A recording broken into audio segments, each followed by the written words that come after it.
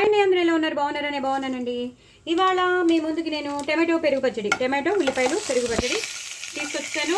ఆవాలు జీలకర్ర ఎండుమిరపకాయలు వేసుకున్నాను. ఇప్పుడు పచ్చిమిరపకాయలు వేసుకుంటాను. టమాటో ఉల్లిపాయ పెరుగు పచ్చడి చాలా చాలా బాగుంటుందండి. నిజంగా చేతి మీద పేలుతున్నాయి.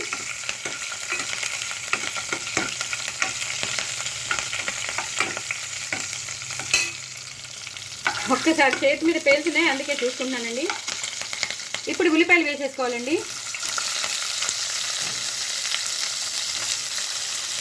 నేను ఒక పెద్ద ఉల్లిపాయ వేసుకున్నానండి. ఒక పెద్ద ఉల్లిపాయ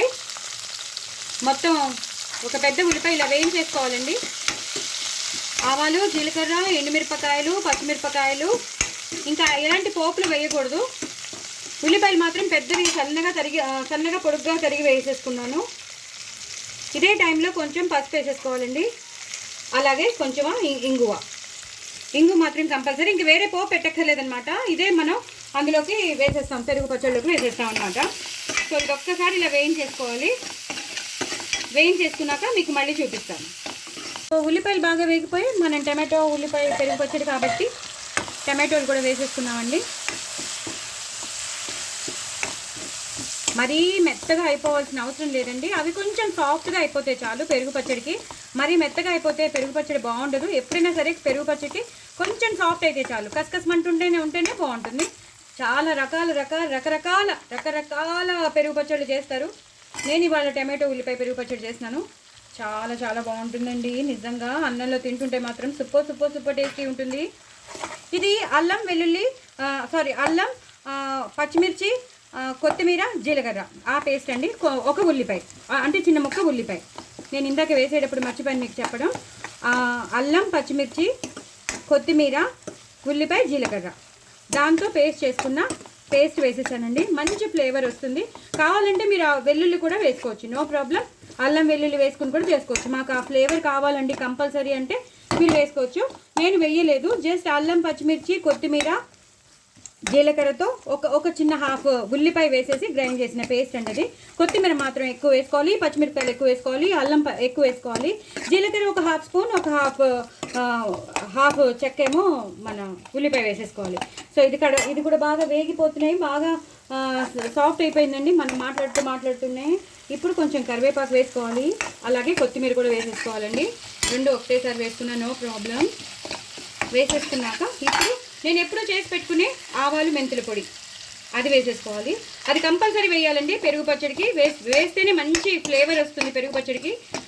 అంటే అందరూ ఒక్కొక్కళ్ళు ఒక్కొక్క స్టైల్లో చేస్తారు. నా స్టైల్లో అయితే ఇదండి. సో ఇది కూడా వేసేసుకున్నాక తగినంత ఉప్పు, మీకు పెరుగు ఎంత తీసుకున్నారో దాన్ని బట్టి మీరు ఉప్పు వేసేసుకోవాలి. వేసేసుకుని ఇలా పూర్తిగా కలిపేసుకోవాలి. మన పెరుగుని బట్టి మనం మిగతా ఇంగ్రీడియంట్స్ అన్నీ వేసుకుంటూ పోవాలి. ఇంకా ఎలాంటి కారం వేయద్దు, పచ్చిమిరపకాయలు వేసేసాం కదా, ఎండు కారంతో పనే లేదండి. ఇప్పుడు అసలైన ఇంగ్రీడియంట్ శనగపిండిని డైల్యూట్ చేసి పెట్టుకోవాలండి. ఎప్పుడు యాస్టీస్గా వేయొద్దు. వేస్తే ఏమవుతుందంటే ఉండలు కట్టేస్తుంది, అది ఒకటే చోటు ఉండిపోతుంది. అలా కాకుండా ఇలా వేసేసారనుకోండి చక్కగా మొత్తం అంతా ఈక్వల్గా ఉంటుందన్నమాట. ఉండలు కట్టకుండా ఒకేలా ఉంటుంది. కొంచెం నీళ్ళు పోసుకోవచ్చండి, ఎందుకంటే శనగపిండి కదా, అది వెంటనే గడ్డ కట్టేస్తూ ఉంటుంది కదా. సో కొంచెం మనం డైల్యూట్ చేసేసుకుని అప్పుడు ఇలా వేసేసుకున్నాక అన్నీ మనం వేసేసాము. పోపు కూడా వేసేసాము, ఇంగు కూడా వేసేసాము, అన్నీ వేసేసాం. ఇప్పుడు మనం మజ్జిగ వేసేస్తాం. మీరు పెరుగు కొంచెం ఎలా తీసి పెట్టుకున్నారో ఆ పెరుగుని మాత్రం, నేను కొంచెం డైల్యూట్ చేసిన పెరుగు మాత్రం వేశాను. నేను చెప్తున్నాను కదా, డైల్యూట్ చేసిన పెరుగు వేస్తేనే ఈ శనగపిండి వేస్తాం కాబట్టి కరెక్ట్ కన్సిస్టెన్సీకి వస్తుంది. ఇప్పుడు చూసారా నేను ఎలా చేస్తున్నానో, మీరు కూడా అలాగే కదుపుతూ ఉండాలి. ఎప్పుడైతే మీరు ఇలా కదుపుతూ ఉంటారో అది మొత్తం అంతా పెరుగుకంతా పట్టేసి ఆ అల్లం పచ్చిమిర్చి పేస్ట్, కొత్తిమీర పేస్ట్, అలాగే ఈ శనగపిండి అంతా బాగా పట్టేస్తుంది. మనం ఇంగు కూడా ఎక్కువ వేసుకున్నాం కదా, అది మొత్తం అంతా బాగా పట్టేస్తుంది. చాలా చాలా టేస్టీగా ఉంటుంది పెరుగు పచ్చడి అనేది. ఎంత బాగుంటుందో. ఈ సమ్మర్లో అయితే తప్పకుండా చేసుకోండి. సమ్మర్లో పిల్లలు హాలిడేస్ కదా, అందరూ ఇంట్లోనే ఉంటారు.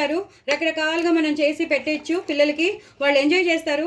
ఎప్పుడు పాపం బెండి ఫ్రై అని, ఆలూ ఫ్రై అని, ఈ ఫ్రై అని, ఫ్రైడ్ రైస్ అని అదేదో మనం ఇచ్చి పంపించేస్తే టిఫిన్ బాక్స్లో తినేసేవారు మారం చేయకుండా. ఇప్పుడు పాపం ఇంట్లో ఉన్నప్పుడు వాళ్ళకి ఏదో ఒకటి తినాలనిపిస్తుంది కదా.